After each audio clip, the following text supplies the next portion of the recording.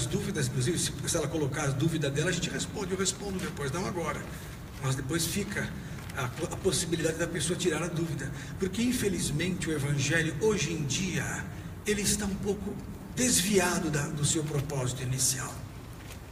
O propósito de Cristo é gerar novas criaturas e filhos para o reino de Deus. Porque existe um reino, sim, existe um reino futuro, eterno, que já começa aqui em Cristo. As pessoas não acreditam nisso.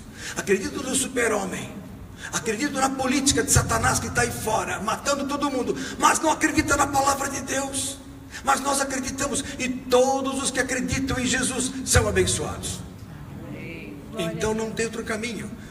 Outro dia uma senhora me falou, mas eu creio em Deus. Eu falei, bom, está cheio de Deus por aí, né? Muitos falam, qual é o seu Deus? Né? São Jorge é um Deus, a Maria Padilha, o demônio lá, é um outro Deus, a Iemanjá é outro Deus. Só que só há um verdadeiro Deus.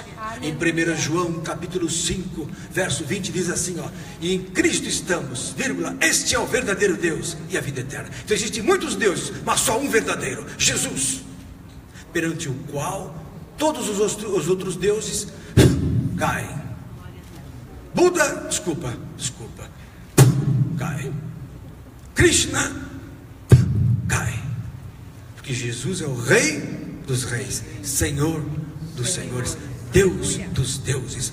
Ah, mas como prova isso? Em Colossenses capítulo 2 diz que ele é o cabeça de todos os principados e potestades que existem. Até dos demônios Jesus é cabeça. Manda em tudo, Jesus. Eu já fui em centro de macumba quando eu era do mundo. Fui para ver como é que era lá. Eu era do mundo, era cego. Fui lá no centro de macumba. Cheguei lá, na hora que falei Jesus, o pessoal, Jesus, não, Jesus é o que manda. Mas por que não se entrega para ele? Tem medo, mas não se entrega. A turma que está na Umbanda, na macumba, no candomblé, e eu digo porque conheci isso aí, tem medo de largá-la. Porque se crê e sabe que Jesus é o Senhor, por que não ser de Jesus? Não é verdade? E se o manual da vida cristã em Jesus é a Bíblia, por que não conhecê-la? Até os que estão na igreja. Porque a turma conhece a escalação do time, conhece os cantores gospel, com todas as suas músicas maravilhosas, mas não conhece as palavras, não conhece os livros da Bíblia, não sabe nem quantos são, não sabe a sequência, sabe nada. Fala assim, abra lá em João, ele vai no começo da Bíblia. João, sabe? Não interessa, mas a Bíblia fala, errais, não conhecendo as Escrituras e nem o poder de Deus. E mais, em 2 Timóteo 2,15 fala, apresenta-te aprovado, como obreiro que não tem de que se envergonhar, que maneja bem o que? A palavra da verdade. Se eu manejo o bisturi bem, eu tenho 35 anos de medicina, me dá um apendicite que eu opero de pele em pele em 20 minutos, faço uma cesárea aí, até do Abner eu fiz. Quem foi que tirou você da sua mãe, Abner? E foi uma cesárea complicada, porque ele veio de face. O Abner queria sair de qualquer jeito, ele não veio assim, ele veio assim e cravou, e não saía. O pai dele lembra, foi uma luta, o pai dele assistiu, foi Jesus que, porque o diabo sabia que ele ia ser uma bênção, então queria atrapalhar. Olha, eu fiz centenas, para não dizer milhares de partos e cesáreas na minha vida, desculpa lembrar, porque na minha época operava-se muito, mas nunca vi um caso tão sério como o nascimento do Abner. Por quê? Porque sobre ele havia uma grande promessa. Então a Beth, a mamãe dele, teve que tomar até sangue, porque o Abner rasgou tudo. Terrível esse menino, rasgou tudo, mas glória a Deus que eu consertei em nome de Jesus. Amém? Amém. Então nós vamos começar. Olha, daqui a pouco nós vamos orar pela Sulamita, que deve estar já nos assistindo, mas agora nós vamos abrir em Apocalipse capítulo 4. Bom, nós temos estudado Apocalipse, livro difícil. Os pastores fogem ou pegam livrinhos de outros pastores. Cada um tem, como diz o falecido pastor Enéas Tonini, da famosa batista do povo, ele dizia assim, cada pastor tem o seu esqueminha para o Apocalipse. Um segue um lado, outro segue o outro. Por quê? Porque não existe uma uniformidade. Por quê? Porque falta joelho e revelação. porque é um livro realmente misterioso, mas ele mesmo diz que, a Bíblia, o livro de Apocalipse diz que há bênçãos para quem estuda, para quem ouve e para quem guarda. Lá em Apocalipse 1:3 fala isso. Bem-aventurado aquele que ouve, lê e guarda as palavras dessa profecia, porque o tempo está próximo, e se é profecia, é situação futura que ia acontecer. Então o Apocalipse, ele contém a história da humanidade todinha, desde Jesus até hoje. E também contém a história da igreja, desde Jesus até hoje. E também contém todas as fases da ira sobre o mundo, sobre a igreja até hoje. Então, 7 selos que nós vamos ver a partir da semana que vem, ou hoje se der. Os 7 selos falam a favor da história geral da humanidade, a partir do capítulo 6, hoje nós vamos ver o 4 e o 5, mas a partir do capítulo 6 fala dos 7 selos, cada selo que é tirado, abre o quê? Uma etapa da história geral, é uma característica. Depois vem, quando se abre o 7º selo, vem 7 trombetas, as 7 trombetas voltam no tempo e começa de novo a história da igreja, só que de um outro ângulo. Nós vimos a história da igreja até a semana passada, no que tange as 7 cartas do Apocalipse. Cada carta é uma fase da igreja. Eu dei até números, dei até datas fixas, fenômenos que aconteciam, características da igreja, fenômenos espirituais da época. Todas as promessas que Deus tem para cada fase estão nas cartas de Apocalipse, desde Éfeso até Laodiceia. Mas quando começarmos as trombetas, também voltaremos à história da igreja associada à história geral. Quando toca a 7ª trombeta, começam as taças. Engraçado, cada 7 começa uma outra fase. E aí as taças são as 7 fases da ira do Senhor. Muitos dizem que será depois do arrebatamento. Eu acredito que seja já agora, porque o arrebatamento, na hora que acontecer, acabou. É fácil se converter depois do arrebatamento. Porque tem gente que fala assim: se vai haver um arrebatamento e eu vou ter chance depois, vou aproveitar a vida agora. Depois do arrebatamento eu me converto. Não é verdade? Me converto depois. Pastor Lenilton, o senhor é um fanático. Eu tive um tio, já contei 1000 vezes aqui, vou contar a 1001ª. Ele era diretor do Paço Municipal de São Bernardo do Campo, bonitão, chique, rico. Aí eu peguei ele no hospital uma vez, o filho dele ficou doente, peguei e falei: agora, tem que fazer o gol agora. Falei: Jorge, você precisa de Jesus. E comecei a pregar. E ele ouviu, falei, mostrei. Ele ficou assim, ele falou: você tem razão. Mas eu sou jovem, tenho 47 anos, na época, isso faz 20 e tantos anos. Meu tio, eu tenho 47 anos, eu já era pastor na época. E tal, falei: Jorge, aceita Jesus? Não, com 56, 58, 60 eu vou para a tua igreja. Agora eu quero curtir, tem tantas menininhas que gostam de mim. Sim. Isso foi em agosto. Em setembro, um mês depois, eu fui reconhecê-lo morto na Santa Casa de Santos, com infarto súbito e mortal. Por quê? Porque você não sabe do seu dia de amanhã. Essa semana passou um representante comigo, doutor Lenilton, foi assaltado agora em Osasco. Bom, que novidade, né? Que novidade, né? Já não mexe mais. Essa é a 5ª, 6ª, 7ª, quantas vezes? É o normal. O rapaz chegou, é um assalto. Ele falou: deixa eu tirar meu chip. Ele falou: você quer levar um tiro? Mexe mais o dedo que você vai levar. E levaram tudo dele. Falei: então a pessoa, para o triste, não vai embora todos os dias. Só o Senhor Jesus para guardar, porque Deus guarda os dele. Deus guarda os dele, e o pior, o diabo também guarda os dele. Os que estão no meio do campo ficam sem proteção. Aliás, não é que o diabo guarda os dele, o diabo usa o máximo, depois destrói. Todos que são de Satanás morrem feio. Então, queridos, o que eu estava falando? Me perdi já. Mas as taças, então não vale a pena esperar o arrebatamento para se converter. Isso é história herética. Não há na Bíblia essa situação clara. O arrebatamento da igreja acontecerá junto com o fim do mundo. Já preguei isso aqui, vou voltar a pregar oportunamente. Talvez daqui umas 2, 3 semanas. Eu não vou falar quando vocês virem, senão vocês não vêm. Vocês são terríveis. Vocês são movidos à motivação. Se eu falo que eu vou falar semana que vem, vocês vêm. Vocês não vêm. Por exemplo, semana que vem vai vir quem aqui? O coral. Vai ter coral, então vocês vão vir. Semana que vem traz os parentes já. Vai ver o coral da igreja com sopro e tudo. Muito bom. O coral está aqui semana que vem. Amém? Aqui nós damos chances. Oi? Acho que na próxima. Não é na semana que vem? Dia 23. Então, dia 23, desculpa. Semana que vem a gente fala alguma coisinha a mais sobre o Apocalipse. Eu vou agora orar pela Sulamita, antes de pegar firme no Apocalipse 4. A Sulamita, nossa irmã querida, está internada agora nos assistindo. E essa oração curará a sua enfermidade. Amém? Vamos todos orar então. Senhor Jesus, eu sei que a tua servinha está agora, Senhor, atenta, esperando esta bênção, onde nós, em unidade, como um só corpo, nos unimos em amor e com toda a fé, crendo, proclamamos a vitória e a cura de Jesus sobre a vida da Sulamita. Todo sangramento pulmonar, toda doença não identificada, toda dificuldade maligna para se estabelecer um diagnóstico e haver cura, nós repreendemos agora e ordenamos a bênção do Senhor Jesus sobre ela agora. Visita, Espírito Santo, a Sulamita e cura tua filhinha em nome de Jesus. Amém. Acontecerá outro milagre de hoje para amanhã, ela vai ver, em nome de Jesus. Abra então em Apocalipse capítulo 4, vamos continuar a Bíblia. Então o que aconteceu? Como Apocalipse 3 fala da última igreja, que é a igreja de Laodiceia, que é a nossa atual, então é a atualidade.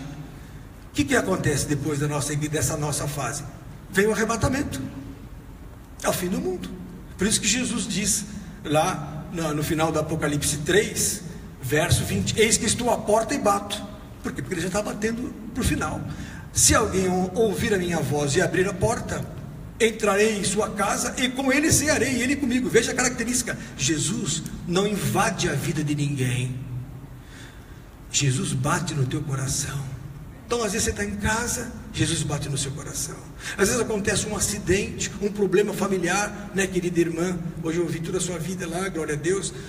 Ela fala: eu preciso voltar para Jesus. Então Jesus vai dando sinais indiretos de que ele está batendo no teu coração, na tua vida, para entrar e cear com você, sentar-se na vida com você, na sua mesa.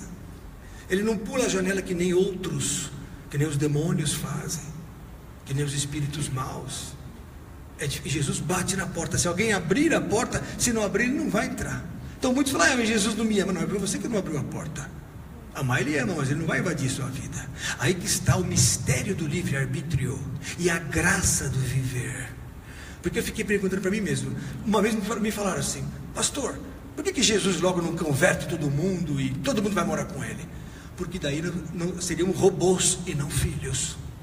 O filho ama voluntariamente. O filho escolhe dar vida voluntariamente. Se for produzir robôs, então Jesus teria o quê? Um jardim de bonecos e não de seres humanos, de filhos. Então o que interessa é que você, sem ver, creia, o ame, o receba, se relacione com ele sem ver. Porque daí, se você vive essa vida de amor com Jesus sem ver pessoalmente, imagine quando o vir. Aleluia, glória a Deus. Os anjos viram a Cristo, a Deus, tudo, e caíram. Aí Jesus faz o contrário conosco. Esse é o mistério da igreja. Homens incrédulos, homens mundanos, homens separados pelo pecado, homens fadados à condenação, homens jogados nesse mundo de trevas, de repente recebem um toque, recebem uma palavra, recebem um estímulo e começam a buscar no invisível aquilo que não conhecem, e amam, e creem, e recebem, e o adotam como o Senhor de suas vidas. Ora, isso é fé, isso tem grande valor para Deus. É o inverso dos anjos que, vendo a Deus, caíram. Nós, estando caídos, subimos pela fé e pelo amor a Jesus. Então ele bate e espera que nós abramos. Ao que vencer, verso 21 de capítulo 3: lhe concederei que se assente comigo no meu trono. Olha que lindo. Então ir para o céu não é só ficar batendo asa, como a turma pensa, como a televisão maligna do diabo, porque a Globo é do diabo, não glorifica a Deus, não glorifica a Deus. Pastor, você é um fanático e você é um cego, se você está achando assim. Vamos esperar para ver. Ao que vencer, lhe concederei que se assente comigo no meu trono, assim como eu venci, me assentei com o meu Pai no seu trono. Que bênção! Homens de carne e osso como nós, agora assentados no trono eterno. eterno, não é pouca coisa. Venham amanhã à noite, eu vou falar sobre esse assunto. Não vou falar o que eu vou pregar, senão vocês não vêm, que vocês são terríveis. Pode ser que vocês resolvam ir para o McDonald's ou passear. Então amanhã vocês venham à noite, que eu vou pregar uma coisa fantástica aqui amanhã à noite, se Jesus permitir, porque só Deus sabe as coisas, né? Diga glória a Deus. Glória a Deus. Quem tem ouvidos, ouça o que o Espírito diz às igrejas. Glória a Deus.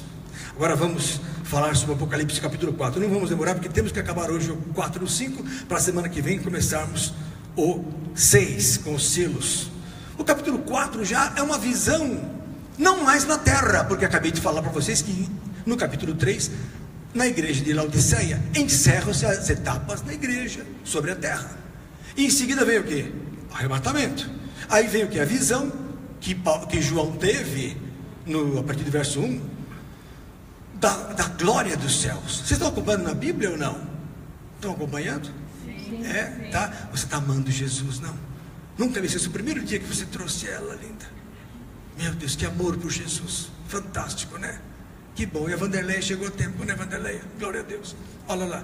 Depois destas coisas, olhei, diz João, e eis que estava uma porta aberta no céu. Pronto. Abriu-se o céu. E realmente em Apocalipse 20, o céu vai se abrir para todos contemplarem face a face. A Bíblia fala que todo olho verá. Aí muitos se lamentarão. Meu Deus, é verdade, pastor Lenilton estava certo, existe Deus mesmo, existe Jesus, que frio, eu não me converti, mas eu fui bom, eu dei esmola, eu fui bom, eu não fiz não tanta coisa ruim. Aí Jesus vai falar assim: nunca vos conheci, apartai-vos de mim, vós que praticais a iniquidade. Então, eis que estava uma porta aberta no céu, e a primeira voz que como de trombeta ouvira falar comigo, disse: sobe aqui e mostrar-te as coisas que depois destas, quer dizer, depois das que estão na terra, até Laodiceia, depois dessas devem acontecer. E logo fui arrebatado em espírito, e eis que um trono estava posto no céu, e um assentado sobre o trono. Então ele teve a visão de Deus ali, lógico.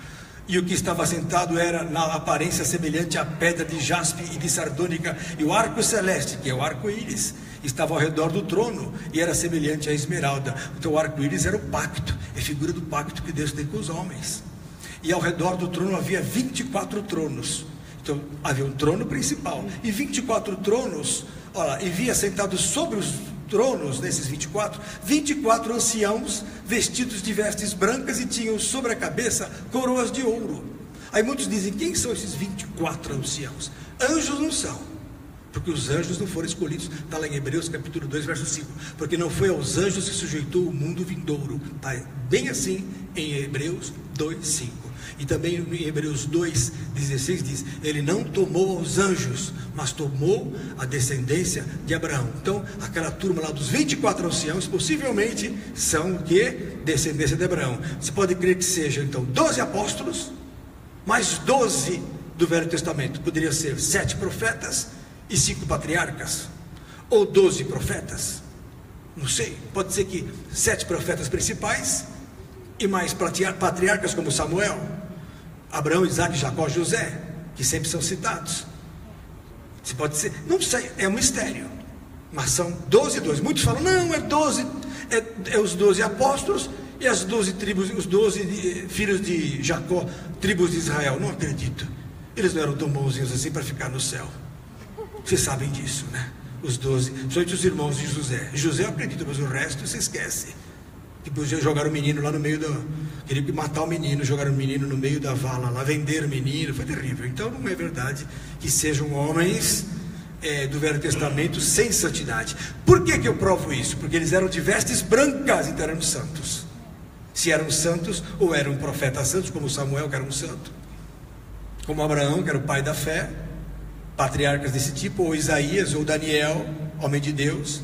Um desses assim, tem que ser um desses, ou profetas mesmo. Então 24 anciãos, os apóstolos e os patriarcas ou profetas. Outros dizem que são seres celestiais de outra inteligência superior e tal. Isso é especulação, não acredito. Vocês vão ler livrinhos que eu já li, pastor Olavo tinha muitos esses livrinhos. paralelos, livros sobre Apocalipse, de uma visão de um, visão de outro, e tem muita especulação. Tem muitos que vão falar que são sobrenaturais, seres de outro planeta, etc. E do trono saiu o que? Relâmpagos, e trovões, e vozes. E diante do trono ardiam 7 lâmpadas de fogo, as quais são os 7 Espíritos de Deus. Interessante, toda vez que Deus vai se manifestar, aparecem esses relâmpagos, trovões e vozes. Em Êxodo capítulo 19, olha só, verso 16, a mesma descrição. Abram lá, queridos. Vocês estão com sono ou não, né? Não. Vocês jantaram ou não jantaram, né? Êxodo 19, vamos lá. Essa minha Bíblia ainda é difícil ela ficar domada, viu? A outra abria sozinha, essa aqui não, terrível, viu? Olha aqui. Então, Êxodo capítulo 19, verso 16, olha só. A mesma descrição.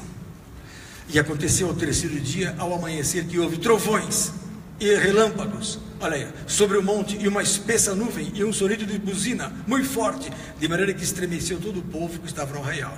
E Moisés levou o povo do arraial ao encontro de Deus, e puseram-se ao pé do monte. Então, toda vez que há manifestação de Deus, há trovões, relâmpagos, vozes, buzinas, tremor.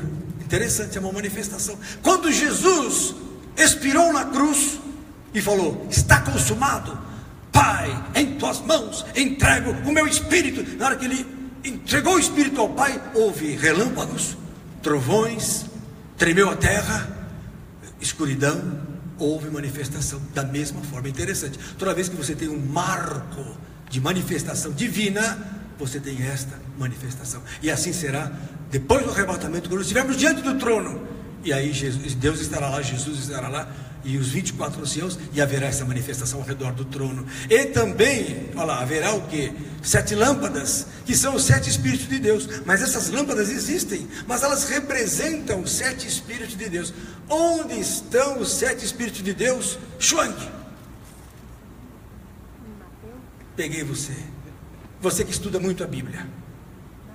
Não. Você só fica na cola dela, você não sabe muita coisa, já percebi. Só quer namorar, ó, fica de olho nele. Érica, você sabe? Isaías, capítulo 11, abra lá. Isso o Abner já sabia. O Abner sabe tudo. Glória a Deus. Olha lá. Isaías, capítulo 11. Diga glória a Jesus. Olha lá, irmãos, vocês estão aprendendo a Bíblia, lindos. Então, se alguém falar, o que é 7 Espíritos? Você fala, abre lá em Isaías 11, verso 2, olha só. E repousará sobre ele o Espírito do Senhor, primeiro. O Espírito de sabedoria, segundo. E de inteligência, terceiro. O Espírito de conselho, quarto. E fortaleza, quinto. E o Espírito de conhecimento, sexto. E Espírito de temor do Senhor, sétimo. 7 Espíritos que repousam em Cristo estão aqui relatados em Isaías 11, 2 e são representados pelas 7 lâmpadas que estão diante do trono de Deus. Gostaram? Amém? Então vocês já sabem o que isso. Não tem outra referência na Bíblia mais clara dos 7 Espíritos de Deus. E havia diante do trono um como um mar de vidro, semelhante ao cristal, e no meio do trono e ao redor do trono 4 animais cheios de olhos. Pastor, agora complicou. Animais cheios de olhos, são extraterrestres, por diante e por detrás. Bom, esse mar de vidro diante do trono, se você considerar que mar, o que é mar na Bíblia? Povos, multidões, nações e línguas. Onde é que está isso? Apocalipse 17:15. Se é um mar, mas só que é um mar de cristal, é um mar de santos, todos os irmãos crentes, inclusive nós, estaremos lá na frente, formando um cristal para Deus, um mar de vidro, de cristal, ali ó, essa é uma visão, que é a que mais a gente adota. Tem muitos que dizem que não, representa a pureza da presença de Deus, pode até ser, mas eu acho que o mar são povos mesmo que estarão lá, é um mar de gente, parecendo um cristal de tão santos que são. E o que acontece? Ao redor do trono 4 animais cheios de olhos, por detrás e pela frente. Que são esses animais, né?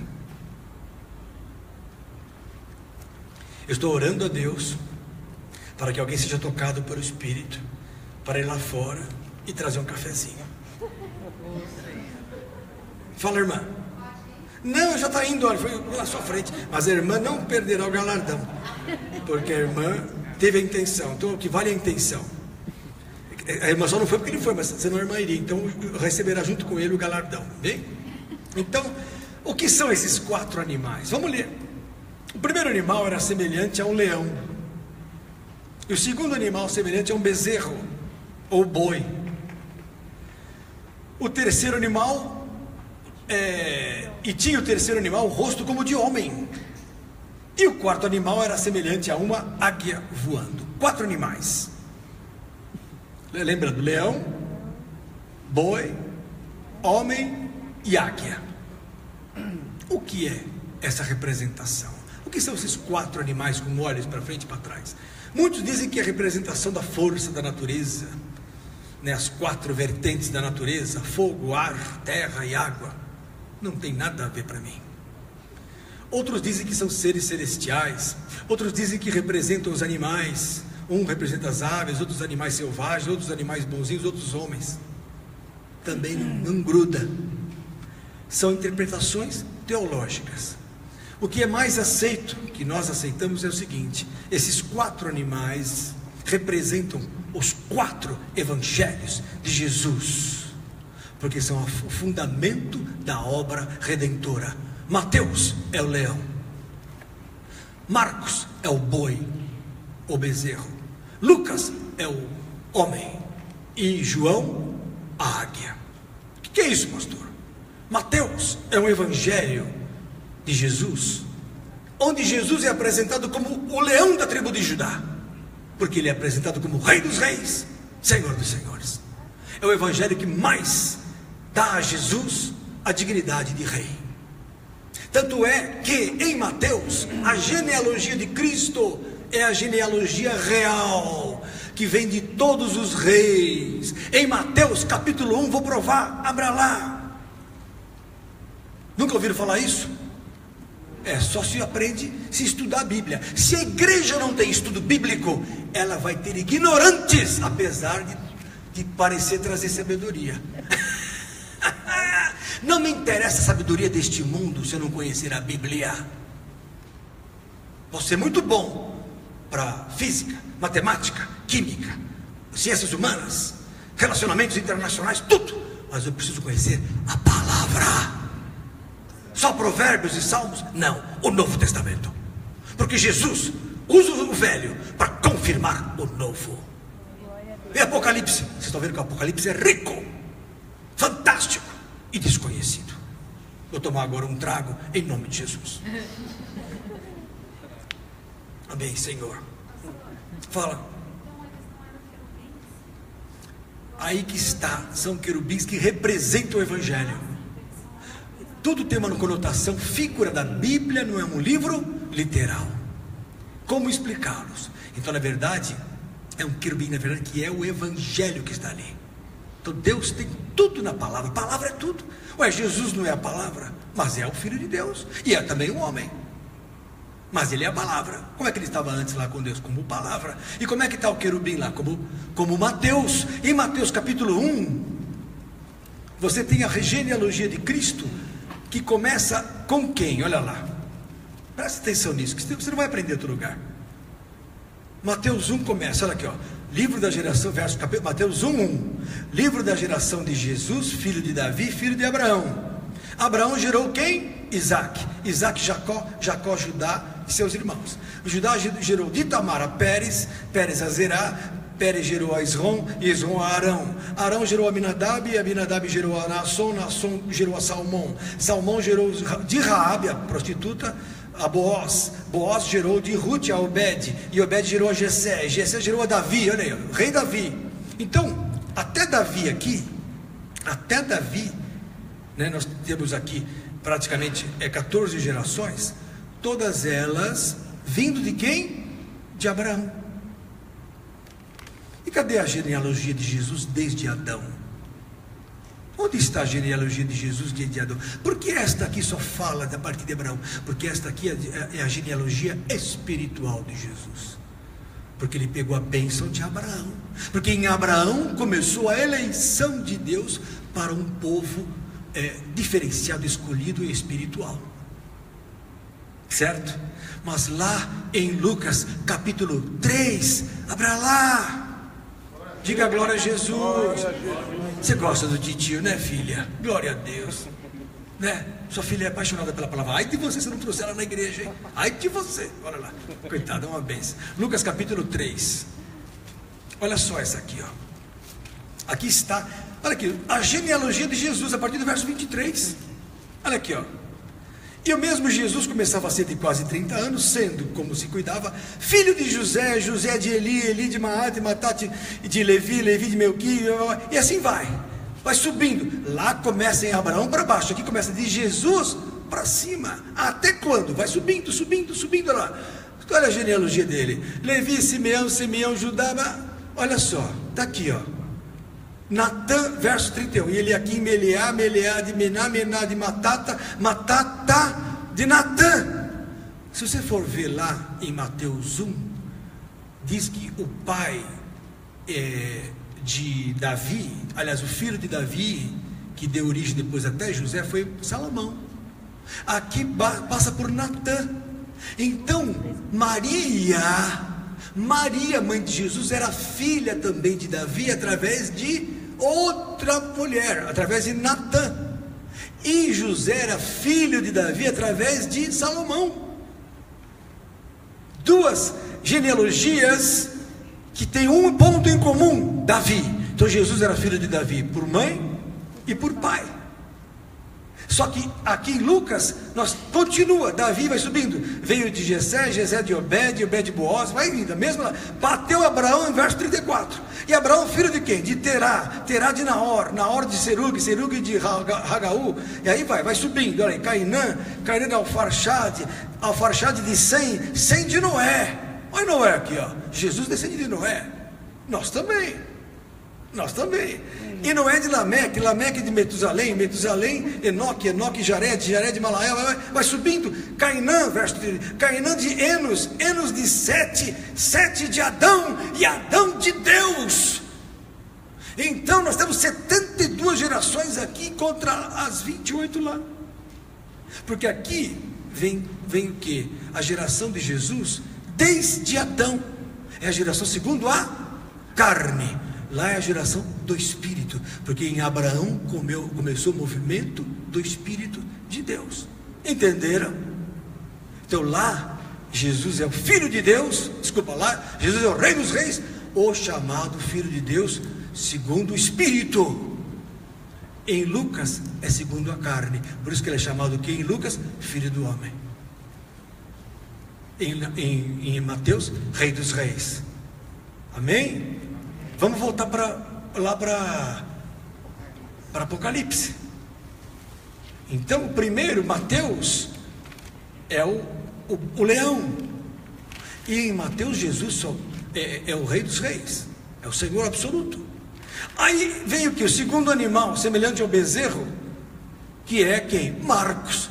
Mateus é o leão, Marcos é o bezerro. Qual é a característica do boi ou bezerro? Ele é um animal que serve, diferente do leão. O leão domina, é o rei. O boi serve. E lá em Marcos é a única passagem onde Jesus fala isso. Em Marcos 10, abra lá no verso 45. Olha essa aqui.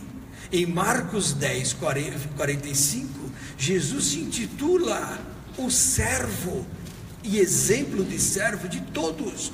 Jesus aqui é diácono de todos. Então os diáconos sabem que Jesus foi o primeiro diácono mesmo. Marcos 10, 45. Porque o Filho do Homem, verso 45, também não veio para ser servido, mas para servir e dar a sua vida em resgate de muitos. Então Jesus se apresenta como o servo, o boi, que vai para o matadouro em resgate de muitos. Por isso que o bezerro é o boi, o evangelho de Marcos, onde Jesus serve o ser humano. a raça humana para ser salva das trevas. Fantástico. Aí vem o terceiro querubim, que na verdade é o terceiro ser celestial, que na verdade é um ser espiritual, que é o Evangelho de Lucas, porque o terceiro animal, o rosto é como homem, e Jesus em Lucas é apresentado como quem? Filho do homem. Por isso que lá a genealogia vai desde Adão até Maria. Fantástico, não? Fantástico. Então Jesus, sendo filho do homem, ele na verdade ali está como nós. É o livro que mais tem milagres, é o livro de Lucas. Por quê? Porque Jesus ali, como filho do homem, operava milagres a serviço do homem. E Lucas, sendo médico, quis registrar, porque ele era médico, o maior número de milagres possível. Quem escreveu o livro de Lucas foi Lucas, médico, que não andou com Jesus pessoalmente. Para quem não sabe, Lucas, quando chegou até Cristo, ele já tinha sido crucificado. Isso está aqui para quem gosta de livros. Tem um livro chamado Médico dos Médicos. Aliás, desculpa, acho que é o nome dele, o livro de Lucas. Meu Deus do céu, tem um livro de Lucas, que é o livro, o médico. Eu esqueci o nome agora. Eu li esse livro há 30 anos, 20 e poucos anos atrás. Um livro muito lindo do mundo, escrito por historiadores, que conta a história de Lucas, que Lucas era um médico do Império Romano, que ouviu falar de Jesus, mas ele era um homem muito bom, um homem santo, e foi atrás de Cristo. Onde falava, ele já tinha passado. Na hora que ele chegou lá, Jesus já tinha morrido, já tinha sido crucificado. E aí ele foi atrás de Paulo, e se tornou discípulo de Paulo, Lucas. Então ele pegou dos apóstolos e escreveu o Evangelho de Lucas. Amém? É o terceiro evangelho. E o quarto, o animal, que é o quarto ser celestial, na verdade, né? Animal. Quem fala animal pensa que é um bicho. É um ser celestial. Era semelhante a uma águia voando. Por quê? Porque no quarto evangelho, que é o evangelho de João, Jesus é apresentado como o quê? O Filho de Deus, como uma águia. Como é o evangelho mais espiritual que existe. É o chamado Gênesis do Novo Testamento. É o evangelho de João, que começa: no princípio era o verbo, e o verbo estava com Deus, e o verbo era Deus. Lembra? Ele estava no princípio com Deus. Então esse aí é o evangelho de João, é o evangelho espiritual, onde Jesus é apresentado como a águia, aquele que tudo vê. É o evangelho mais espiritual de todos. Amém? Por isso o João é o que... Esse é o mesmo que... Esse João é o que escreveu 1º, 2º e 3º João. Não confundam João evangelista, que é esse. Os católicos falam João evangelista. Os católicos nesse ponto são mais clássicos do que os crentes. Os católicos chamam de São João Evangelista. O João Evangelista, que era o João que andava com Jesus. Ele era novinho, ficava deitado nos braços de Jesus. Era o discípulo amado, ficava abraçado com Jesus direto. Inclinava a cabeça dele no ombro de Jesus. Foi o único que presenciou a morte de Cristo.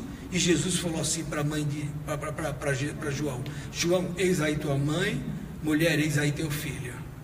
Então João assumiu a mãe de Jesus. João foi o discípulo que mais viveu, porque Jesus falou isso lá no último capítulo de João, que ele ia viver muito. E tanto é que foi ele que escreveu o Apocalipse. Então João, esse João evangelista, não é João Batista. João Batista é outro. É aquele que era filho de Isabel, lembra? Que comia gafanhotos no meio do deserto e que dizia: voz que proclamam no deserto, que anunciava a vinda do Salvador, e que batizava o batismo de João, que não era o batismo de Cristo. Era um batismo de arrependimento, para justificar o povo que se revoltou contra Jeová. Qualquer dia falamos mais desse assunto. É muito forte para vocês agora, bebezinhos espirituais. Mas ali havia uma justificação. João batizava o povo porque o povo se voltou contra Deus, se vocês querem saber. O povo esqueceu o nome de Deus. Durante 400 anos o povo de Israel não quis saber de Deus, vocês querem saber. Chamado período interbíblico. E João falava: escuta, vocês voltem e se arrependam, porque está chegando aquele que vai, cujas alparcas não sou digno de colocar. E Jesus se apresentou depois perante ele, e ele falou: eis o Cordeiro de Deus, que tira o pecado do mundo. Esse João não é o João de João, 1ª e 2ª João, nem do Apocalipse, nem o João Evangelista. É o João Batista que não escreveu livro nenhum, que foi degolado porque Salomé pediu a cabeça de João Batista numa bandeja para dar para a filha dela. Aliás, para a filha dela, né? Herodias pediu para o rei Herodes a cabeça de João Batista para dar para a filha. Terrível isso, né? Enfim, esse João Batista é outra coisa, não tem nada a ver com João, que é o que escreveu o livro de João, que é esse o evangelho mais espiritual, e é o que escreveu as 3 cartas de João, que são cartas de amor, porque ele é um discípulo amoroso, é o mais amoroso dos discípulos. Apesar de ser amoroso, em Lucas capítulo 9, ele falou assim para Jesus: Senhor, quer que ordenemos que desça fogo do céu, como Elias fez? Você viu o amor como era, né? Aí Jesus falou assim: não sabeis que espírito sois. Outro espírito, não era mais o mesmo de Elias. Havia um espírito em Elias, que não era mais o que estava em Cristo. Em Cristo reinava o espírito de amor. Jesus falou: o Filho do Homem não veio para matar os homens, veio para salvá-los. Deixai-os, vamos embora. Se alguém mexer com você, irmãos, deixa, vai embora. Dá vontade de brigar às vezes com o chefe, dá vontade de brigar com os parentes, a gente se arrepende depois, não vale a pena, palavras soltas, brigas. Faz que nem Jesus, deixa, vamos embora, deixai-os. Jesus, estão pregando lá em teu nome e não andam conosco. Que não é contra nós, é a nosso favor, deixai-os.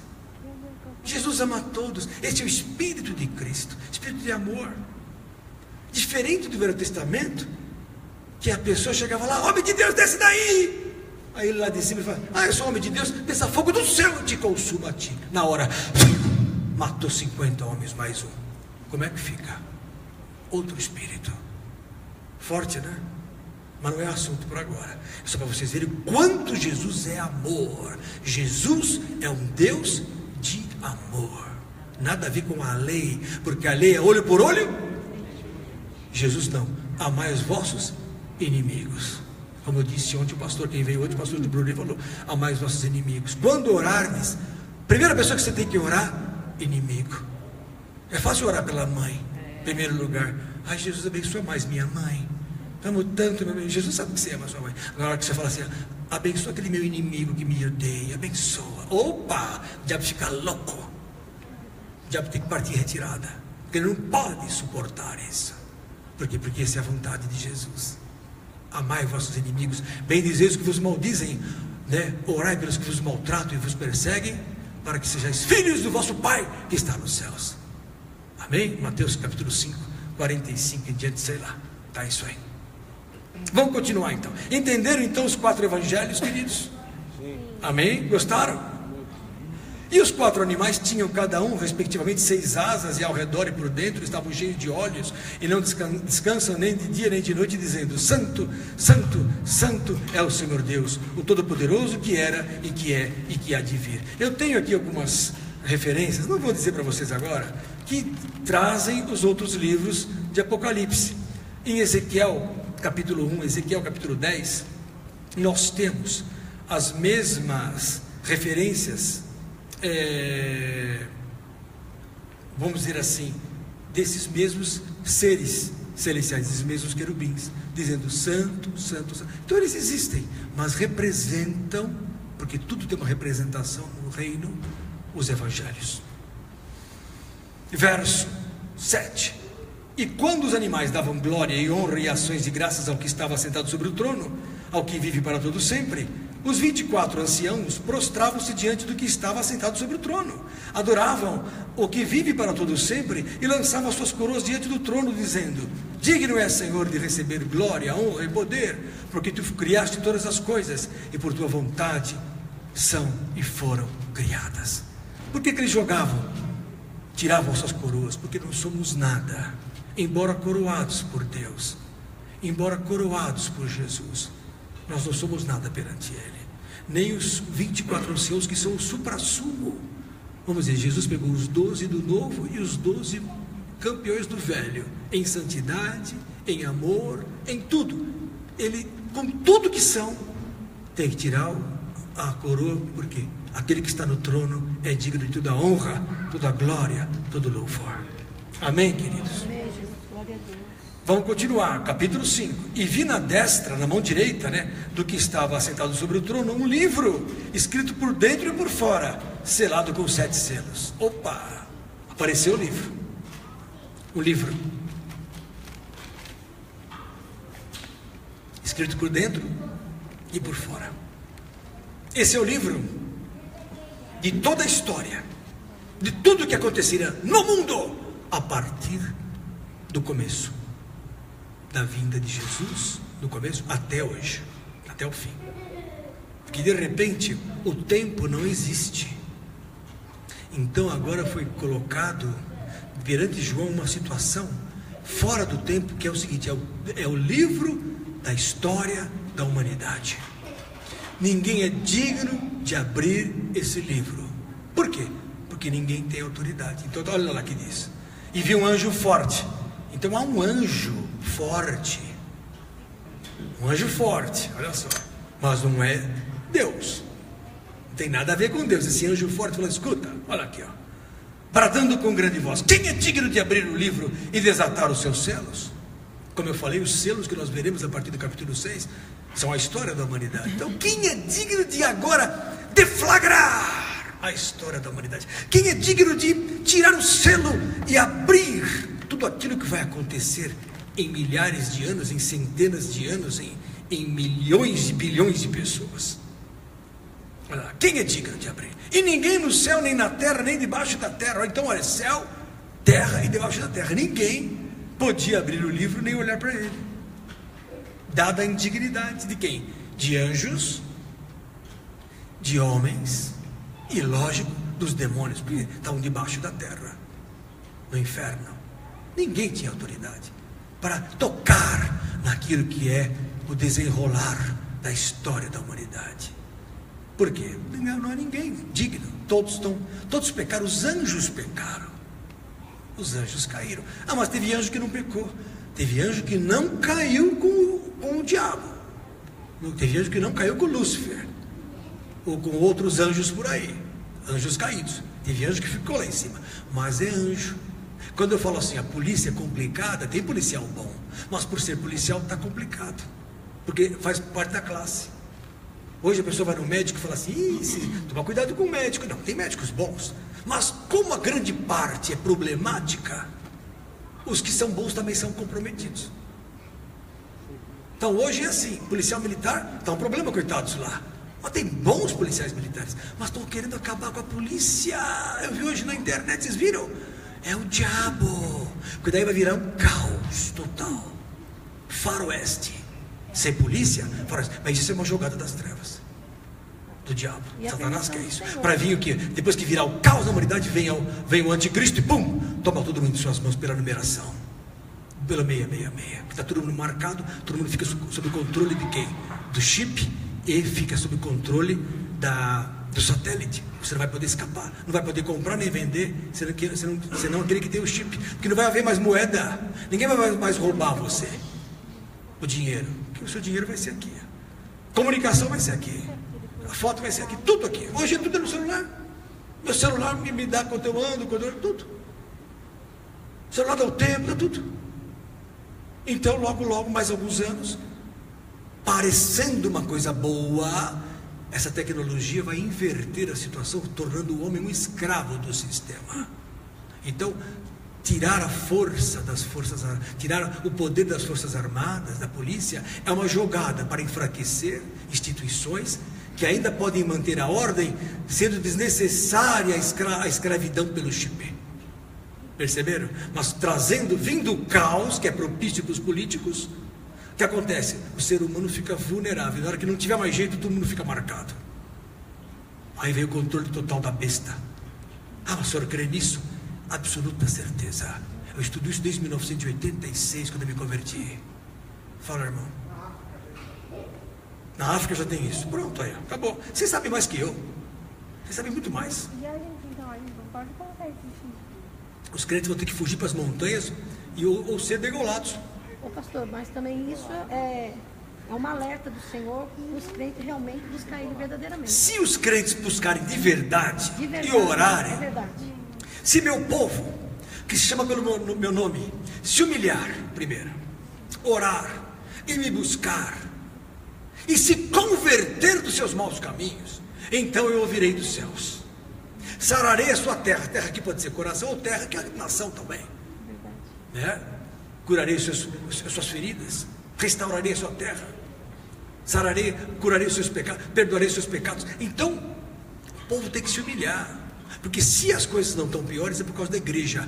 Quando eu chegar em Apocalipse capítulo 8, na trombeta, vocês vão ver que graças à igreja, a coisa não é pior no mundo. Quando a igreja se santifica e busca, Deus abençoa o mundo todo. Quando numa empresa tem muitos crentes, a empresa é abençoada mesmo que o chefe seja ímpio. Quando a empresa faz mal para os crentes, a empresa perde a bênção. Havia uma igrejinha aqui na Zona Sul, que tinha uma crentezinha humilde, uma senhora de idade, mas ela ia de chinelinho de dedo, porque ela não tinha dinheiro, ela é humilde, mas a igreja era de bacana, de rico, gostava carrões e tal, e não davam bola para a velhinha, mas a velhinha, glória a Deus, e orava por todo mundo, tinha até profecia e tal, mas a pessoa não dava muito bola, porque ela não ia nas rodas sociais, porque ela não recebia pessoas, artistas de fora, não fazia aquela, né? Era uma pessoa humilde, não tinha trato, coitadinha, fino, mas era uma pessoa de Deus. Aí um dia um presbítero falou assim: a senhora não quer arrumar outra igrejinha perto da sua casa, aqui perto? A senhora não mora aqui perto? Moro, senhor. Vai para lá que não é o seu lugar. Puseram a mulher para fora, convidaram-na com educação, mas tiraram. Acabou a igreja depois de 6 meses, certo, Tister? Tister sabe dessa história. Acabou, a bênção da igreja estava naquela mulher que ninguém dava valor, que nem hoje também. Hoje valorizam tantos grandes, e às vezes uma pessoa lá no fundo sentada está orando, jejuando por todos. Aleluia. O pastor tem que se misturar com as ovelhas, abraçar o povo, abençoar. Por quê? Porque isso é ser de Jesus. Isso é ser de Jesus. É verdade. Por que eu entrei nesse assunto? Mas, ou mãos, pastor Lenilton não deve nada para ninguém, irmãos. Quiser pagar minhas dívidas, são grandes. Aí, olha só. Então ninguém podia abrir o selo, ninguém podia abrir o livro. Então eu, João, diz a palavra, verso 4, chorava muito porque ninguém fora achado digno de abrir o livro, nem de o ler, nem de olhar para ele. Era o livro da humanidade toda. E disse-me um dos anciãos, um daqueles 24, não chores, falou para João. Eis aqui o leão da tribo de Judá, a raiz de Davi, que venceu para abrir o livro e desatar os seus 7 selos. Então Jesus é o Senhor do tempo e do espaço. É isso que quer dizer. Ele está no começo e no fim. Ele desatou a história da humanidade do começo ao fim. Qualquer dia eu vou pregar para vocês a eternidade, provando que o tempo é uma roda que vai se fechar. E Jesus é o centro da roda, que toca em todo o tempo. Eu creio. O tempo, erroneamente, em nossa mente, a gente coloca uma linha reta, infinita para lá, infinita para lá, né? Não, o tempo é uma roda, porque ele é limitado, ele vai acabar. O meio dele, que não tem fim, é uma perpendicular chamada eternidade. Fantástica essa palavra, mas ela é longa, não dá para pregar agora. Aí, olha lá, verso 6, João olhou, e eis que estava no meio do trono e dos 4 animais viventes, e entre os anciãos um cordeiro, como que havendo sido morto, e tinha 7 pontas e 7 olhos, que são atributos. Os 7 olhos são os 7 espíritos, que são os 7 espíritos de Deus enviados a toda a terra, que Jesus penetra todas. Jesus conhece o meu coração, Jesus conhece o que você está pensando, Jesus conhece o que você está pensando, Jesus conhece o que você está pensando, o que você está, ao mesmo tempo. Ah, mas como ele consegue se eu consigo só fazer uma coisa por vez? Porque ele é Deus e você não. Você não é nada. Glória a Deus, aleluia. Essa é a grande prova que você tem que ficar quietinho e glorificar Jesus, porque ele tem domínio. absoluta. Aleluia, glória a Deus. Jesus falou: é-me dado todo o poder no céu e na terra. Oh, Acabou. aleluia, Jesus. Então hoje o tempo e o espaço e as vidas são controladas. Se o computador consegue controlar tanta coisa, você bate lá, pi, pi, pi, pi, na hora, o satélite vai lá, pi, na hora. Imagine Jesus.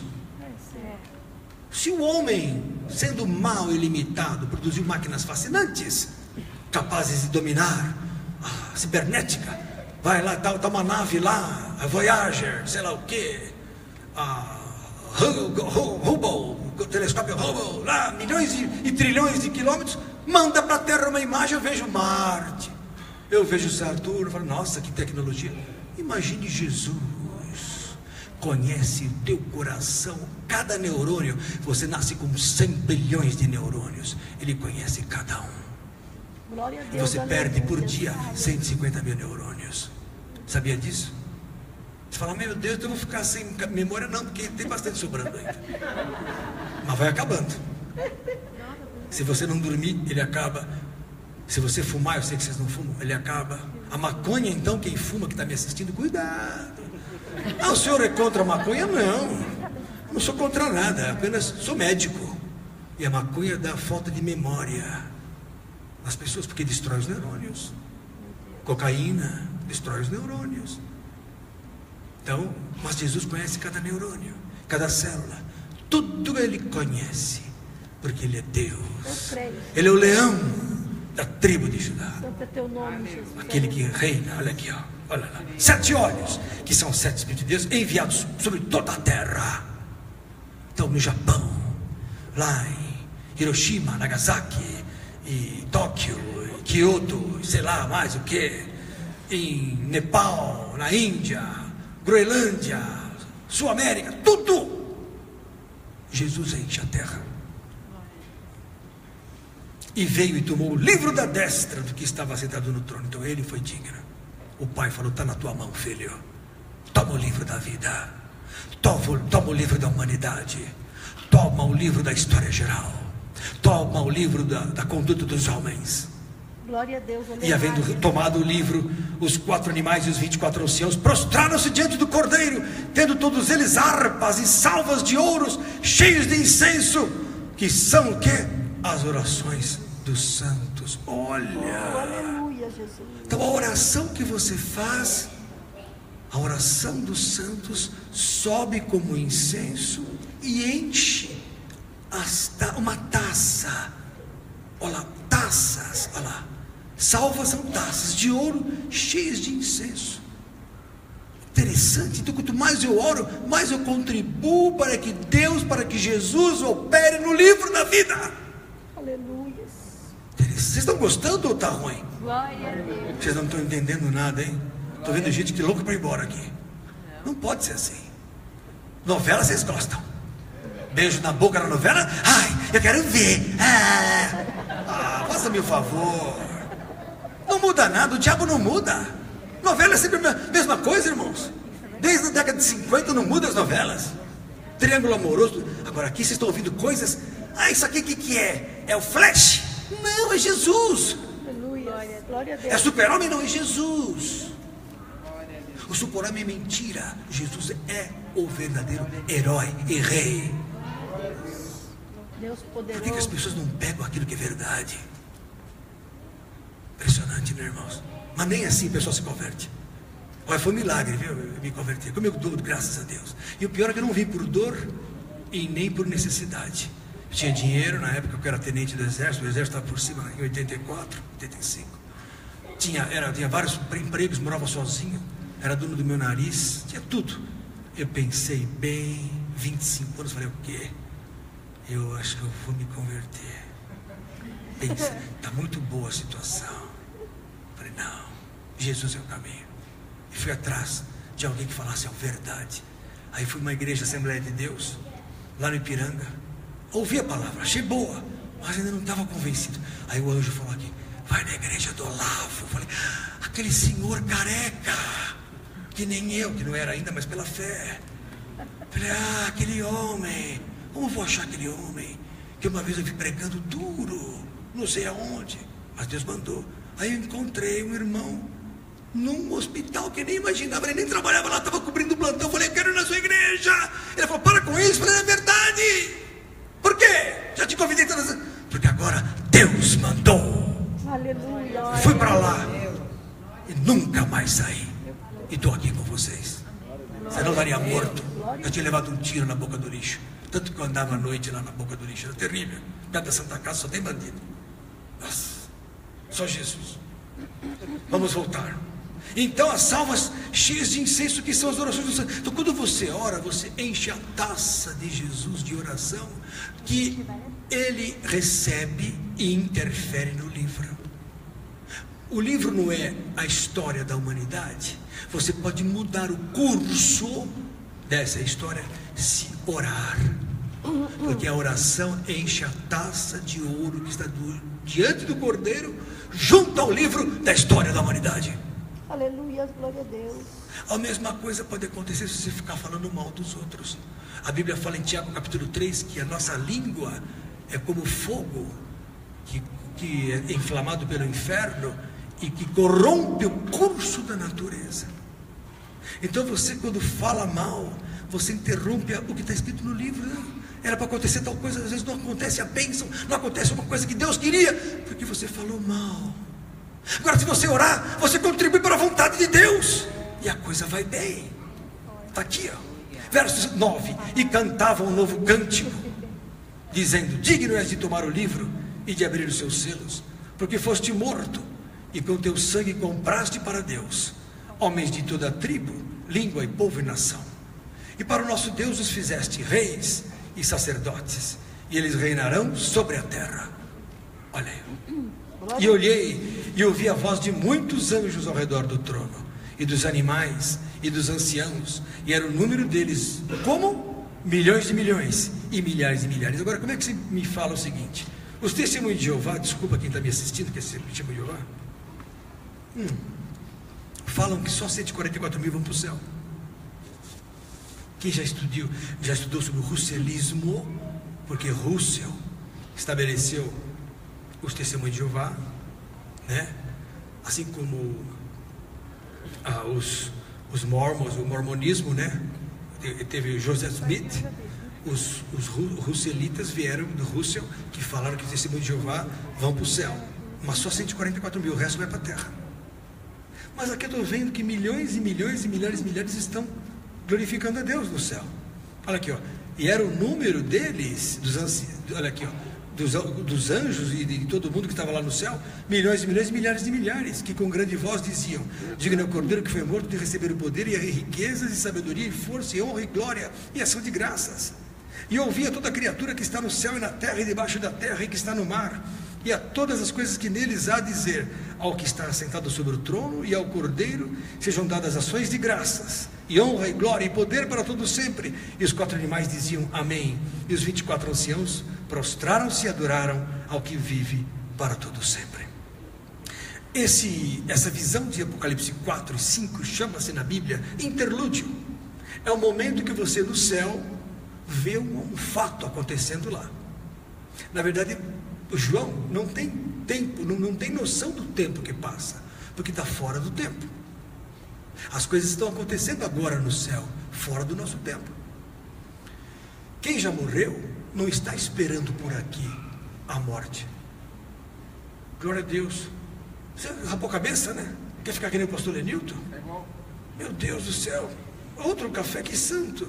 O que você está precisando? Nossa, que santo de Deus. Já me dá demais. Meu Deus, alimento. Que bênção, né?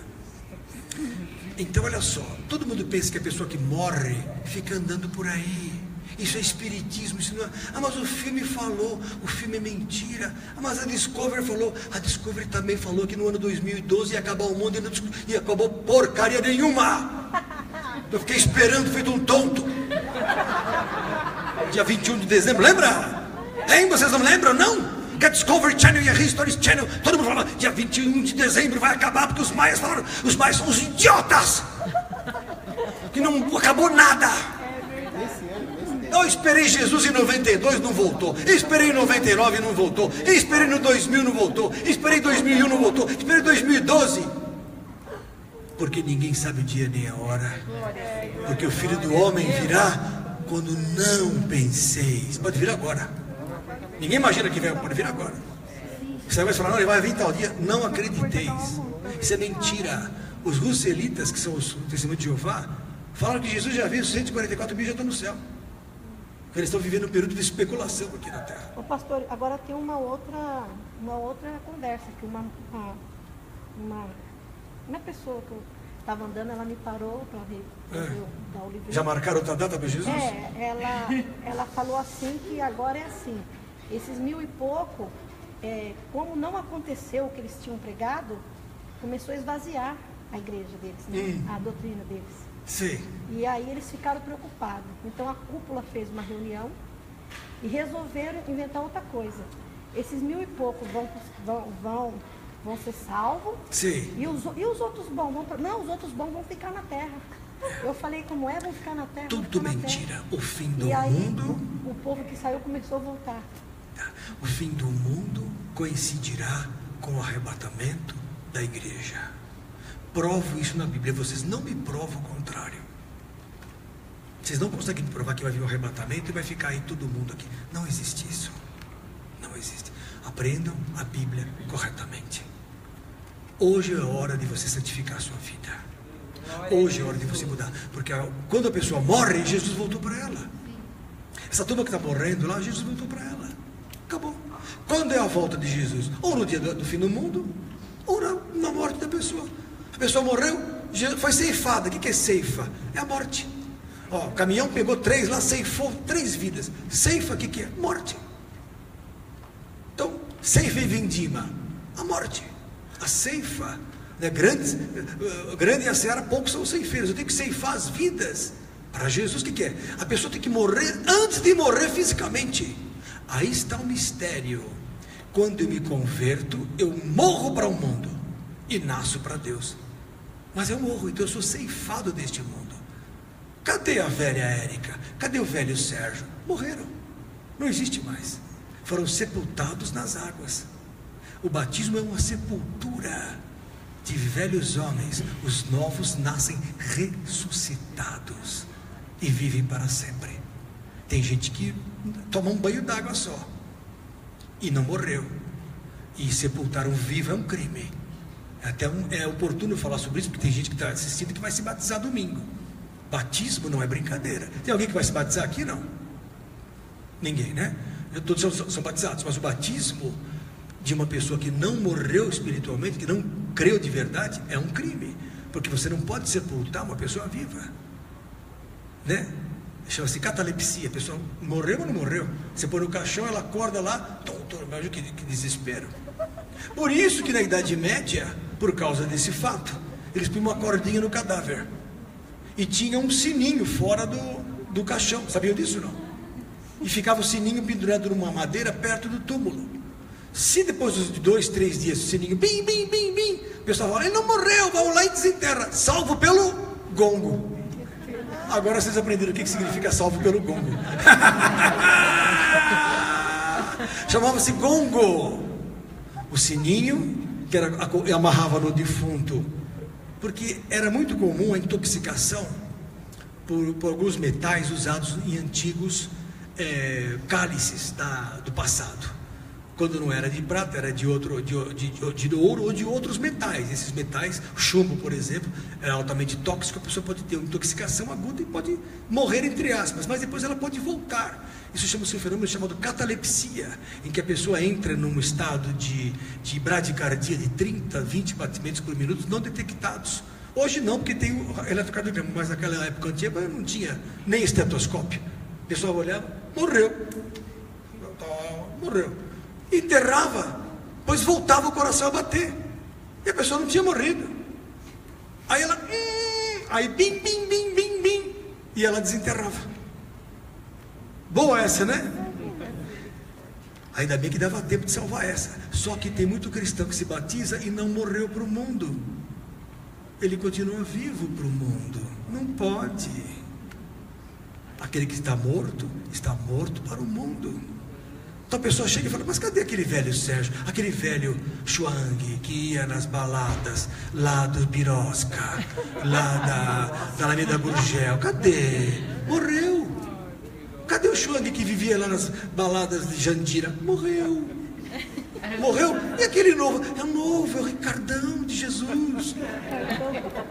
Então a pessoa morre e nasce de novo.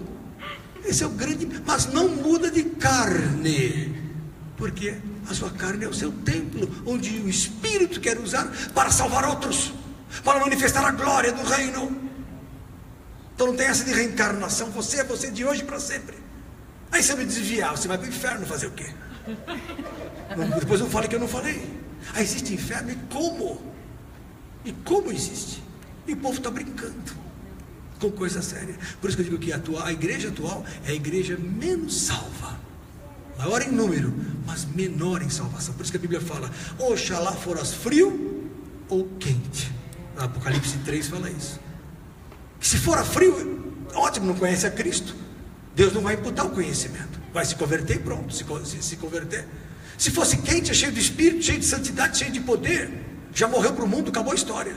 Mas o morno é aquele que fala: amém, nós todos somos todos de Jesus, mas não é.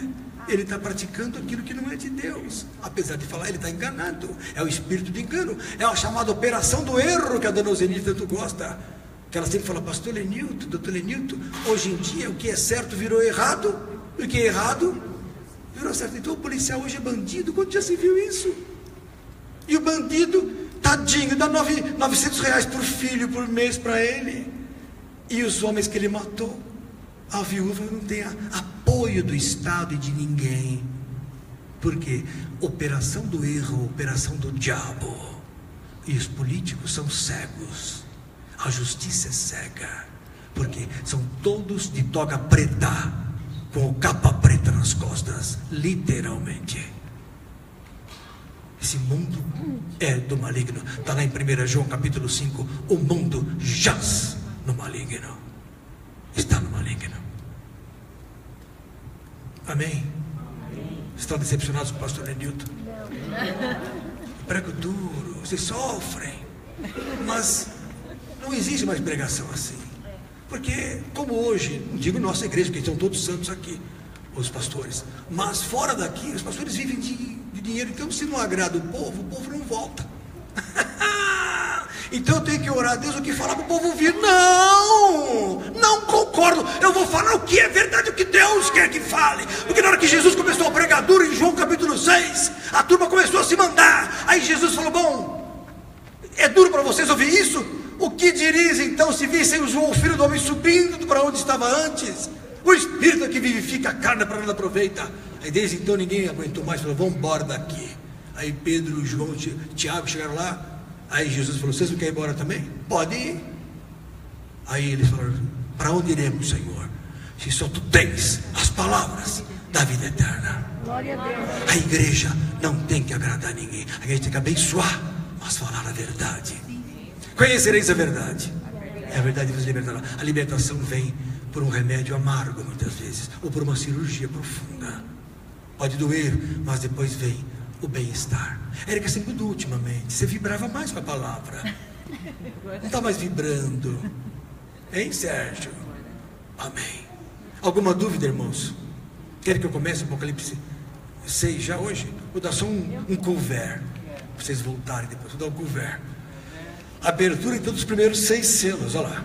E havendo cordeiro, agora entra aquela fase dos chamados cavaleiros do Apocalipse. Tem filme disso aí. Aquele filme lá do como é o nome dele? Do Damien, como é o nome? Do Anticristo. Tem o Cavaleiro do Apocalipse e tal. Cada um falando do seu esqueminha. Nada a ver. Nada a ver. Ó. E havendo o cordeiro aberto, um dos selos, olhei e vi um dos 4 animais que dizia, como em voz de trovão: vem e vê.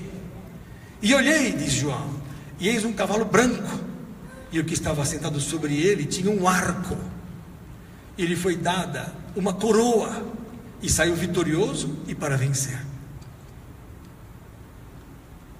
Todo mundo hoje prega o seguinte: o arrebatamento aconteceu em Apocalipse 3-4, é o que vocês leem nos livros evangélicos tradicionais de Apocalipse.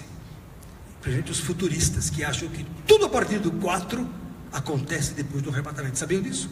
Os futuristas, entre eles alguns defensores da Assembleia de Deus, vocês vão ler lá no livro, vocês vão ver, né? Eles apregoam e defendem que a partir do capítulo 4 tudo acontece depois do arrebatamento da igreja, durante 7 anos que vão acontecer após o arrebatamento, sendo 3 anos e meio de bênçãos e 3 anos e meio de morte, de malignidades, de perseguição. É o que eles apregoam. E nesses primeiros 3 anos e meio, o anticristo vai subir por causa do caos mundial, do caos econômico. As nações não vão mais conversar economicamente, é dólar para cá, é libra para lá, é franco para cá, tudo que o iene, não sei o que, está tudo quebrado. Aí nesse palco de caos, a guerra iminente, tudo explodindo, virá um salvador da pátria, que é um novo governo mundial, um homem que virá com sinais, inclusive eles falam, e que vai dominar as nações. Falar, não, a partir de agora um reino único sobre a terra, pronto. Vamos decretar um feriado mundial e bancário, como aconteceu quando o Collor fez isso em 92. É que vocês eram pequenos. Que idade você tinha em 92? Você não tinha nascido? Ah, você tinha acabado de nascer. Ah, então você lembra. Você lembra. Abner, que idade você tinha em 92? Ah, você lembra bem que aconteceu aquele problema todo? Pois em 91, na verdade, não foi nem em 92, 90, decretou-se um feriado bancário e pegaram passaram a mão no dinheiro do povo brasileiro. Lembra disso? Ficou 50 conto na conta, só para todo mundo. Só não lembra, né, Tister? Quem mais lembra aqui? Você lembra, né? Só não lembra, né? 50 reais na conta, acabou o dinheiro. Quem tinha poupança, o governo, pum! Muita gente se matou. Muitos se mataram. Eu lembro de um rapaz aqui no Taboão da Serra, em São Bernardo, que entrou com o chevette num banco e se matou. Ficou tão nervoso que quebrou tudo. Foi um caos, gente se jogando dos prédios. Em 1990, eu peguei isso, eu já dirigi igreja na época. Mas o senhor não é tão jovem, obrigado. Muito obrigado pelo jovem. Então, o feriado bancário estabeleceu uma nova regra econômica. E aconteceu. O que impede agora, no meio de um caos, irmãos? Irmão Ricardo, o que impede, de repente, o governo mundial estabelecer um feriado mundial? 3 dias ainda, ninguém mais mexe no dinheiro, deixa lá 50 conto na conta para comer e acabou. Aí o dinheiro se transforma em número, acaba o dinheiro circulante, todo mundo tem que ir para o chip para tirar o dinheiro. Aí não vai comprar nem vender, senão aquele que tiver um número, a marca da besta, 666. Aí ele vai fugir, tentar fugir, mas espera aí, hoje está todo mundo nos radares, seu carro é controlado. Seu carro hoje é controlado. Tudo é marcado. Tem filmes assim. Tem marca até na sola de sapato. O que você assiste em casa, na televisão, entra na audiência. Eu já fiz muita TV assim, em entrevistas, eu fico sabendo, o pessoal fala, continua aí. Uma vez eu fiz um programa de TV, há 10 anos, 8 anos atrás, com a Olga Bon Giovanni aqui na TV, quando a Rede TV era aqui perto. Falei sobre café. Eu estudei muito sobre o assunto, pela minha entrevista sobre café. Eu gosto de café, estudei muito. E comecei a falar uma coisa interessante. Tem um trabalho que mostra que diminui o diabetes. Ela, não diga. E era um feriado, do dia de São Paulo, dia 25 de janeiro de 2008, 2009. Foi um programa que estourou a audiência. Aí o pessoal falava para ela assim no intervalo, fala mais, toca mais, está aumentando, manda ele falar mais. Mas como é que ele sabe que a turma está assistindo? Porque as televisões hoje mandam um código, mandam um aviso, o que você assiste. Então, se você está assistindo o programa evangélico, eles sabem. Tudo eles sabem. No futuro, então, haverá um computador geral que vai fazer o controle total. Esse é o controle total. Então eles dizem que esse cavaleiro branco será um período, diz a turma, da nova era, que vai ter progresso no mundo. 3 anos e meio de paz. É o que eles falam. Eu não concordo, porque se são 7 anos em praticamente 18 capítulos, 3 anos e meio no versículo, não tem nexo.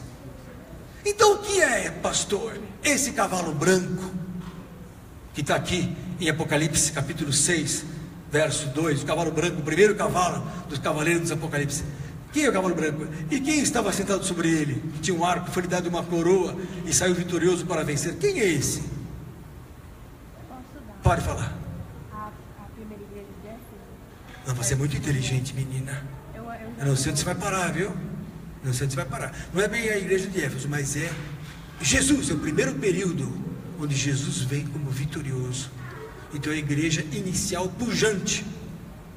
É a primeira fase da igreja pujante, mas é o que? É a prosperidade do Império Romano, que coincidiu com a prosperidade da primeira igreja. Então o primeiro momento do Império Romano foi um momento de glória.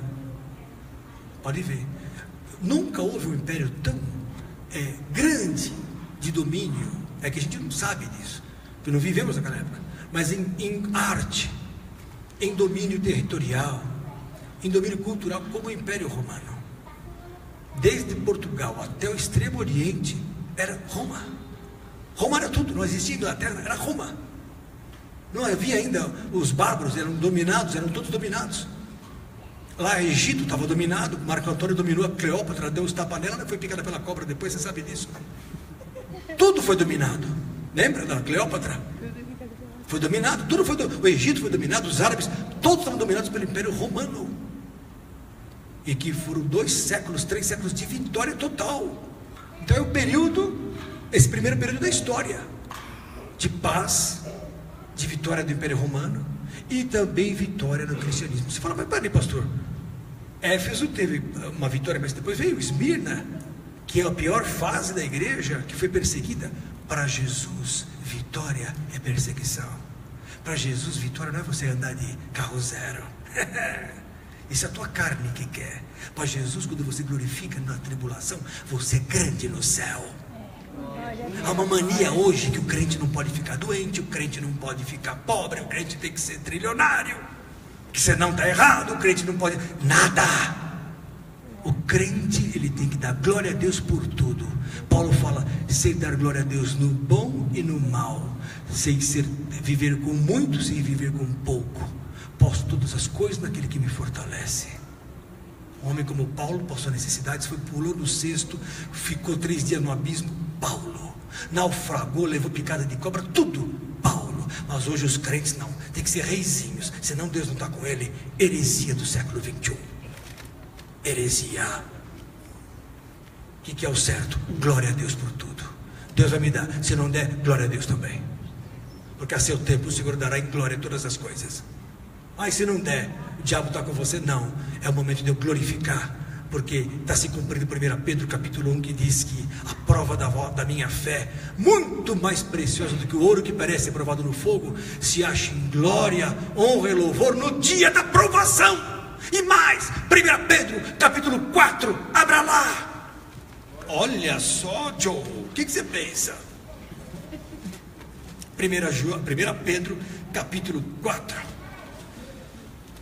Que silêncio, quando a gente prega duro, é assim, normal. Olha que coisa linda essa passagem. Aquela irmã cheia de espírito, olha só, de amarelo, você mesmo. Como é seu nome mesmo? Maria da Penha. E o irmão, o esposo, Luiz, cheio do Espírito Santo. Olha só, 1 Pedro capítulo 4, verso 12. Amados, presta atenção. Não estranheis o que? A ardente prova. O que é uma ardente prova? Doença, perda de um parente, perda de uma mãe, de um pai, perda de um cônjuge, prova. Perda do emprego muito importante que sustentava todo mundo, prova. Um câncer, prova. Ardente, não estranheis a ardente prova que vem sobre vós para vos tentar, como se coisa estranha vos acontecesse. Então a Bíblia fala para não estranhar o problema, mas alegrai-vos no fato de serdes participantes das aflições de Cristo. Então, se eu sou perseguido, mal falado, se eu sou injuriado, ótimo, estou no caminho de Jesus. Se está tudo muito bem, as riquezas estão comigo, cuidado, porque esse não é o Espírito de Cristo. O homem rico falou, Jesus, quero ir para o céu, é mesmo? Cumpre os mandamentos. Já tenho cumprido, Jesus. Ah, é? Você quer ser filho do Pai? Vai, vende tudo que tem e dá aos pobres, e me segue, e terás, um tesouro no céu. Pouco pregado isso, porque não traz dízimo para a igreja.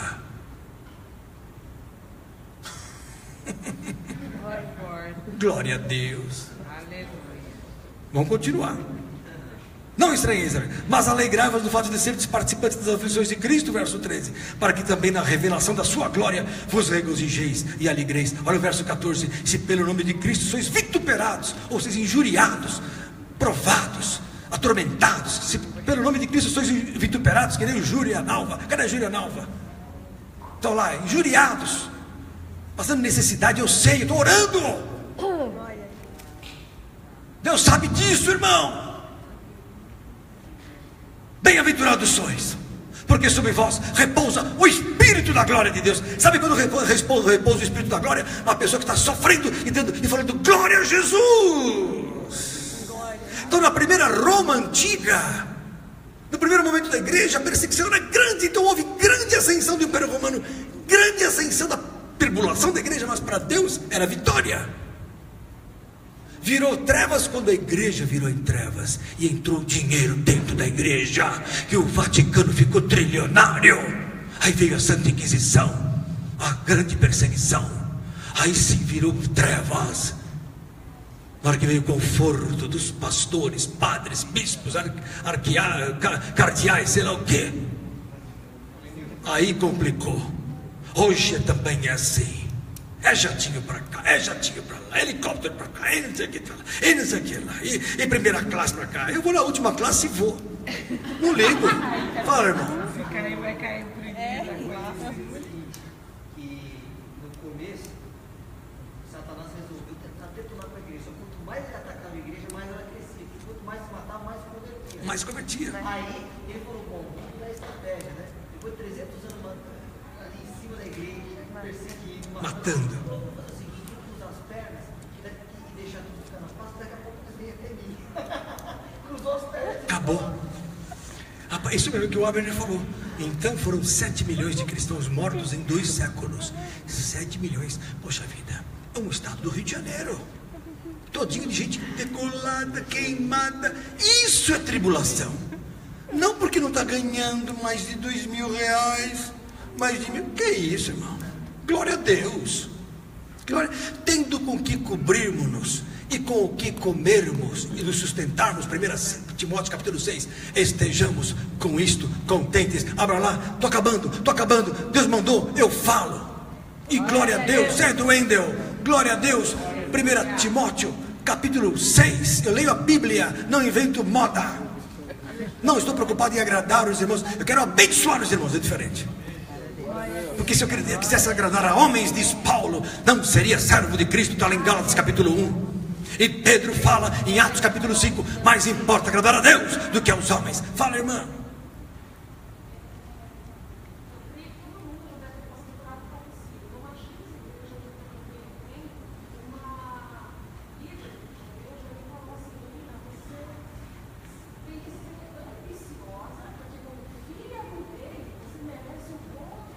Concordo.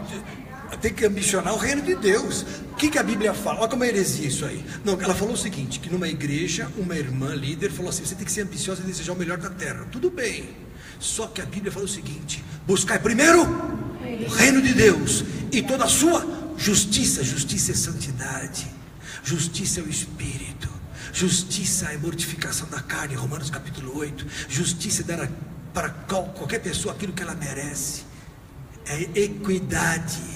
Buscar primeiro, e todas as coisas serão acrescentadas. 1 Timóteo capítulo 6, olha só, Vandeléia. 1 Timóteo capítulo 6, olha aqui, ó, no versos 8. Estou acabando, irmã. Começa o nome, eu esqueci o nome da sua filha. Vitória. Por isso, o nome tem poder. Se eu tivesse uma nova filha, poria Vitória, porque o nome tem poder. A rainha Vitória foi um dos maiores reinados, só perdeu para a rainha Elizabeth. Essa aí é uma predestinada, ela que abre os olhos. Se não se converter, bom. Olha lá, 1 Timóteo 6, 8. Se Esther era pequena, ela já era rainha. Continua rainha, 100 anos, tanto e tantos anos, glória a Deus, ó. Tendo porém sustento, olha aqui, ó, olha que lindo. Verso 7. Porque nada trouxemos para este mundo, e manifesto é que nada podemos levar dele. Tendo porém sustento e com que nos cobrirmos, estejamos com isso contentes. Meu Deus, e a turma reclama porque não tem um fusqueta. Mas os que querem ser ricos caem em tentação e em laço, e em muitas concupiscências loucas e nocivas. que submerge os homens na perdição e ruína. Olha aí, a pessoa começa a querer ficar rica, é um perigo. Então está aí, ó. Tá ali, lê a Bíblia aí. Porque o amor do dinheiro, não é o dinheiro, mas o amor do dinheiro é a raiz de toda espécie de males. E nessa cobiça, alguns se desviaram da fé. Eu diria que depois do sexo, a maior causa de desvio é o dinheiro. São os 3 sinais, né? Os sinais da mão direita. Os sinais que eu já falei para vocês. O sinal na mão direita é o dinheiro. O sinal na testa é a soberba. Eu quero ser, eu preciso estudar, quero ser. Querer ser mais que os outros, é a soberba. E o número do nome de um homem, que é o número do sexo de Salomão. São os 3 sinais que destroem o homem hoje: querer ser, querer ter e querer sentir, que é o sexo. São as 3 causas de queda. E aqui está uma delas. Olha aqui, ó. Muitos se desviam da fé e se transpassaram a si mesmos com muitas dores. Mas tu, homem de Deus, foge destas coisas. Olha aqui, como é que a moça fala para você buscar dinheiro? Se a Bíblia fala, foge dessas coisas e segue a justiça, a piedade, a fé, o amor, a paciência, a mansidão. Milita a boa milícia da fé, toma posse da vida eterna, para a qual também foste chamado, tendo já feita boa confissão diante de muitas testemunhas. Que coisa linda! O Evangelho é vida. Muito dinheiro não traz felicidade. O pouco com Deus é muito. O muito sem Deus é nada. Esse é o Evangelho. Alegria é isso. É abrir uma coca e rachar em 10. Amém. Glória a Deus. Não adianta, irmãos. Esse é o Espírito de Cristo. Jesus era assim. Sentava na relva, vamos comer todo mundo junto e rachava. Amém, irmãos? Amém. E glória a Deus. Então, não estou falando contra ter. Não me confunda as coisas. Estou pregando que não é a prioridade. A prioridade é a vida eterna. E para ter vida eterna eu tenho que viver a ressurreição. Para viver a ressurreição eu tenho que ser espiritual. Para ser espiritual eu tenho que buscar as coisas que são de cima, onde Cristo está assentado à destra de Deus. Colossenses 3:1. Glória a Deus por isso. Mas quando o Senhor deixou escrito que buscar o reino do céu e o resto será acrescentado. É acrescentado. É logo isso, né? Vamos buscar primeiro orar, buscar o Senhor. Amém. Porque o resto o Senhor vai nos manter na terra. Eu quando em 1988 eu saí da Santa Casa e não tinha onde morar. Falei, Deus, eu vou ficar buscando. No corredor da Santa Casa, no último dia de trabalho, eu não tinha onde morar depois de uma semana. Eu ia sair do apartamento que vencia o aluguel e eu não podia mais ficar lá. Aí, no que eu estou indo embora, um colega médico chega, olha, Nilton, é verdade que você vai embora daqui? Eu falei, vou. Para onde você vai? Eu falei, vou para São Bernardo. Já tem onde morar? Eu falei, não sei. Não. Ele falou, eu estou no apartamento lá que eu estou alugando, tu quer alugar? Assim. Falei, como é que eu vou pagar? Ele falou, como você quiser, você é meu amigo. Assim. Então, buscar primeiro o reino de Deus, o resto é acrescentado. Eu, às vezes eu não tinha o que comer. Vocês não sabem minha vida. Agora eu me converti, perdi tudo. Aí, um dia eu estava lá, 7 horas da noite. Eu falei, puxa, eu não tenho dinheiro para jantar, nem para pôr dinheiro, gasolina no carro. Tinha um carrinho, um Escortinho, lembra do Escort? Velho, então. Aí, falei, bom, então eu falei assim, vou na casa da Djanira, filar a boia. Vou lá orar. E bem na hora da janta, ela fala, come aí. Eu falei, não quero, tá bom, então eu como. Aí eu falei, vou lá. Na hora que eu pensei isso, pim, toca o telefone do prédio. Alô? Ô, doutor Nilton, tudo bem? Eu falei, tudo bem, sábado à noite, eu sozinho em casa. Ele falou assim, o senhor pode atender um paciente aqui do terceiro andar? Ele é síndico, ele é um senhor de idade, ele não está bem. Eu falei, lógico, vou lá. O senhor pode vir? Eu falei, bom, pois não. Peguei, me troquei, fui lá. Peguei a malinha de médico, fui lá. Não tinha nada, uma dor de barriga, uma diarreia. Examinei o homem, bem, uma casa bonita. Falei, nossa, glória a Deus, né? Então, examinei o homem e tal. Falei, ó, tá aqui o seu remedinho, não é nada grave, toma esse remédio e tal. Uma intoxicação. Doutor, ele é em português. Doutor, eu falei, quanto é, doutor? Eu falei, não é nada, consulta nada. Doutor, o senhor é médico? Eu falei, sou médico. Formado? Eu falei, 4 anos. Não, mas o senhor vai me pagar? Falei, vou lhe pagar. Eu falei, não precisa, o senhor é meu vizinho. Se o senhor não receber, eu não olho mais na sua cara.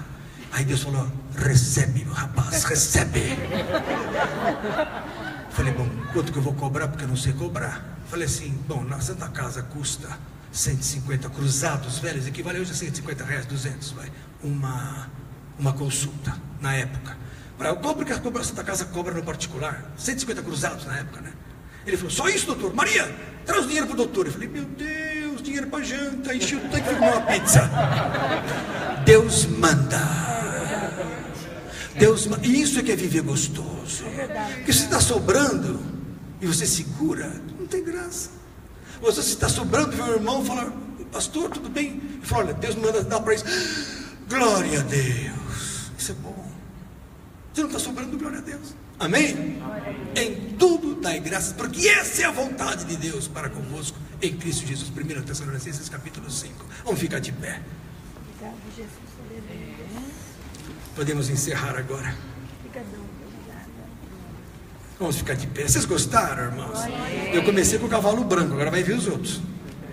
Mas pastor, o cavalo branco foi perseguição da igreja. Para Deus, quanto mais tribulação, mais bênção. Nós estamos acostumados